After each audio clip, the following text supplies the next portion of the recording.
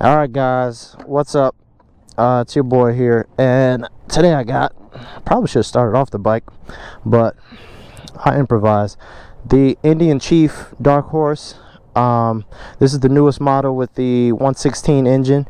I'm not sure of the horsepower, I'll figure that out, but I do know 120 foot-pounds of torque, and you feel it. But first, I want to show you the dash, because the dash is that's kind of what you get when you get the Darkhorse.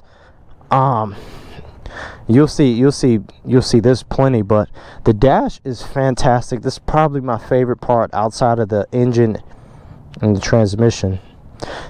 The dash is my favorite part, but as soon as this boots up, hopefully you guys can see this well. Obvious warning, but let's see, let's go back. Yep, so you got two different gauge modes you can use. I do like this one. It's pretty cool. You got your odometer in there, the compass, degrees, gear shift position, and the tach and the fuel gauge. That's awesome. But this one is very simple, very easy to read, and actually when you get up close to redline, it flashes at you. You'll see that in the driving part.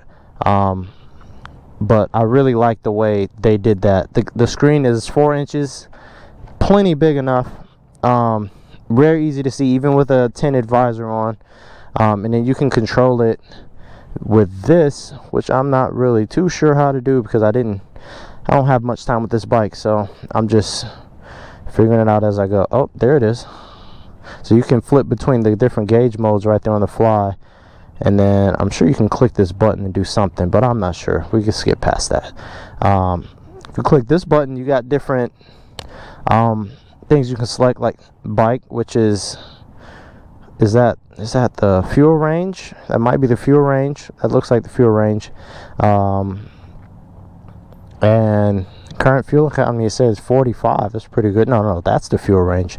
This is the fuel. This must be temperature or something. I'm not sure. Battery voltage, that's pretty awesome.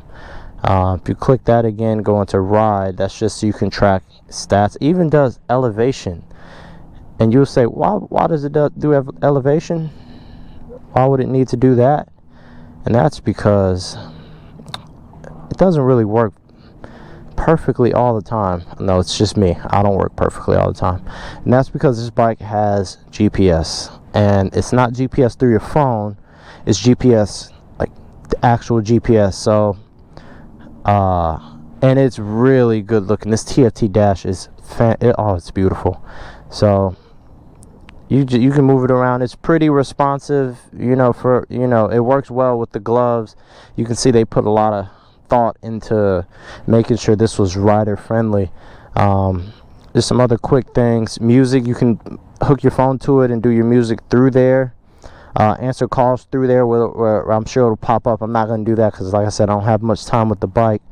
And then your settings is just normal setting stuff. You can update the software, update the maps. That's pretty cool. That is pretty cool. Cylinder deactivation. This bike has cylinder deactivation. When you sit at a stoplight, it will actually turn off this rear cylinder here, to save a little bit of fuel. It's so good I don't even notice it running. I'm not sure if it does it in different modes or whatever, but I don't even notice. I'm gonna put it in tour and see if I notice it. But yeah, three modes: tour, standard, sport. I'll go to standard. Sport is really peppy, but tour, if you just want to relax, just want to chill, you put it in tour and it's good to go. The clutch is nice and light.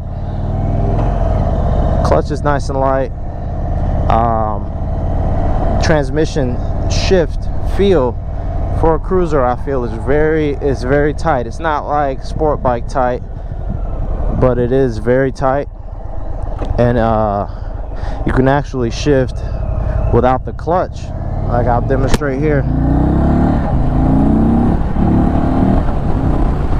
You just got to make sure you get a nice firm click in there, and you can shift without the clutch. It is throttled by wire, so you know that makes sense. I think in standard mode it's still kind of relaxed, so I'm gonna throw it in sport. Let's see if we can see the cylinder deactivation. I couldn't tell if it wasn't doing it or not. I'm really not sure. It'd be nice to have some kind of this just really gets me. Sometimes it just does. So you have to go back to this screen. Let's see, if you click that button, then you go back to the gauges. So we're running that one. It's kind of busy, but actually no, we're running this one so that way you can see the RPM. So I'm gonna do a quick launch, see if we can do a 0 to 60 untimed, just, you know, what you guys can see. So let's go. It does jump off the line really quick, so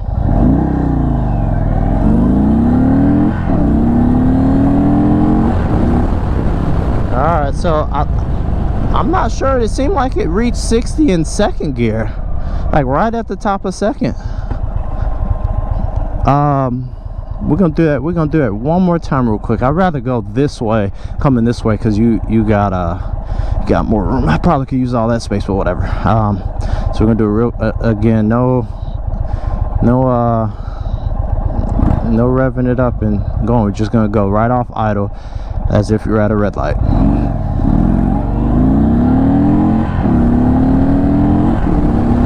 Nope, it reaches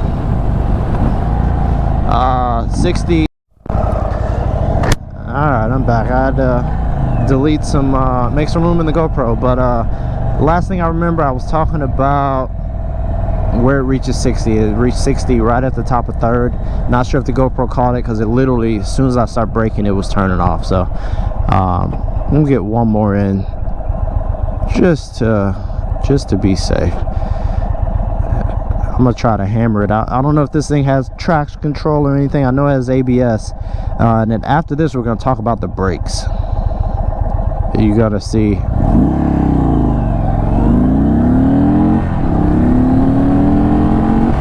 Oh no, it reaches 60 in second gear. If you keep it pinned, it will reach 60 in second. So this thing absolutely flies. Not absolutely, it moves, you know what I'm saying? It rides like a cruiser, it feels like a cruiser, but it scoots. I just wish it sounded better, because I've heard some Scouts that just sound fantastic. I just don't think this with an exhaust is going to sound good. I'm not sure, I could be wrong, but it's big 1800, it should sound good.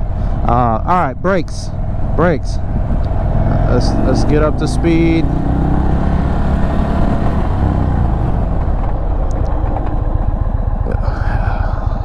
Okay, so it stops, but it's gonna scare the absolute crap out of you while doing it. It's not a scary experience. You can just feel the lack of braking under this 500-pound plus bike. I believe it's like 580 wet. I'm not sure. I'll look it up. Let's get back up to speed. Do another brake test from 60. That's full ABS. Full ABS. Oh, I let off. That's cheating. All right. I'm gonna do a quick run while talking about the brakes and letting them cool. Then we're gonna do another brake test from 60. So let them cool just a tad bit, because once you do a couple hard stops on this thing, you can smell them. And they I don't know if it's because this bike, I don't know how many miles is on this bike. How do I check? Let's check how many miles is on the bike. Trip 1, trip 2, spin around, and odometer. Oh wow, there's only 730 miles on this bike, so who knows if any of those miles are hard. Alright, brake from 60 and full. Alright, that was everything I had. It brakes, it stops. I wouldn't say it stops in a hurry, but it stops. It's not too it's not too bad actually. When I rode it the first time, I thought the brakes were terrible, but that's because I'm hopping off of the FZ09, which has really good brakes.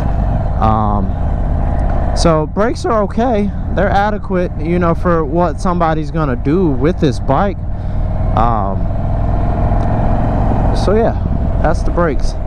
Let's talk about how nimble it is real quick before we hit the road and get this bike back to where it needs to be, which is Indian and Buford.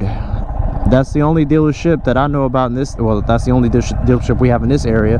So make sure you check them out. I did rent this bike, so it's coming out of my own pocket. This is my unbiased opinion based on a bike that I rode a little while ago, but it feels pretty nimble, you know, just throwing it around here. It actually feels quite good for a cruiser. I mean, this thing, I feel like I can scrape peg on it really easy and still be in full control of the bike. Let's throw her in third. Yeah, this thing feels really nice. Riding position. You kind of ride like you see those guys on the Harleys, the ones with the low handlebars, and they're kind of, you know, you see how I am, how I'm sitting, you know, like your legs are up. You know, at first when you get on it, it's gonna feel really weird if you come, especially if you're coming from a naked or a sport bike, anything. But once you get down the road a little bit, you really just the riding position just takes you in, and you're just chilling. It's very comfortable. The seat is very comfortable from what I can feel. I can't say if this is gonna feel good in an hour or so, but I could ride this bike. If I was on this bike all day, it'd be fine. You know, it'd be absolutely fine. Let me check how much fuel is in it real quick. Okay, go back. All right, yeah, I barely used any fuel. I've been riding in sport mode this whole time.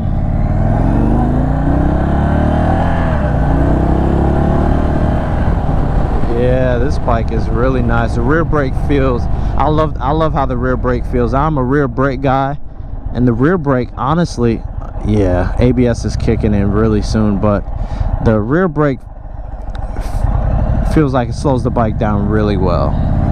Let's see, front. Let's try front only. I know I'm going backwards, but yeah, the rear brake is really what's doing. It's weird. Could it be rear biased? It really feels like the rear brake. All right, now watch this. I'm gonna do front, and now I'm gonna do front and rear. It really doesn't start slowing down until you dig in with the rear.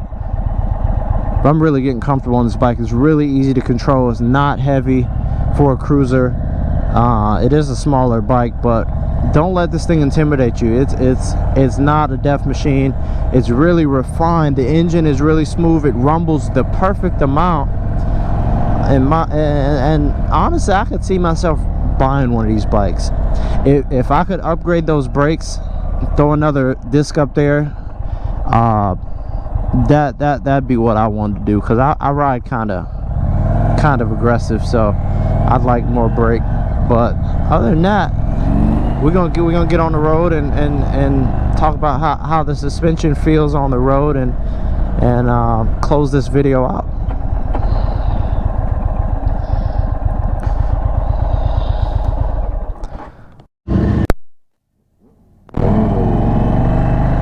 Alright, back on the road here. We're gonna talk about the suspension real quick. When we get up here to these twisty roads, I gotta have this bike back by 6:30, and it's almost 6:30. Do I want to turn here? I do not, because the entrance on the other side is pretty comfortable, you know, just sitting, you know, on, well, obviously on flat roads. I'm gonna see if I can hit these corners up here on the way back to the dealership, and see how it goes. So I'll get back to you when we get over there on that road. Get this bike back, boy.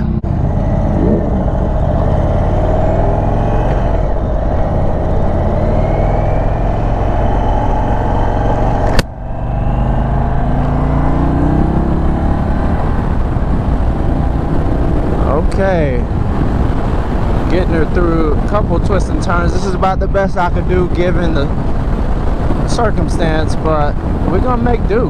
We're gonna make do. Let's see, one hand through the corner. Oh yeah. Oh yeah, that was effortless. The best way to sum this bike up, all right, another little quick break moment, and you should be able to hear me a little better too.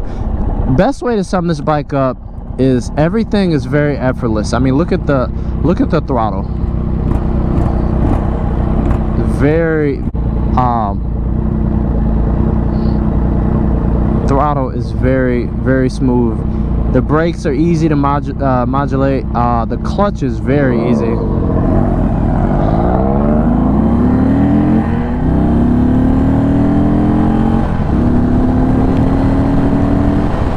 Okay, yeah.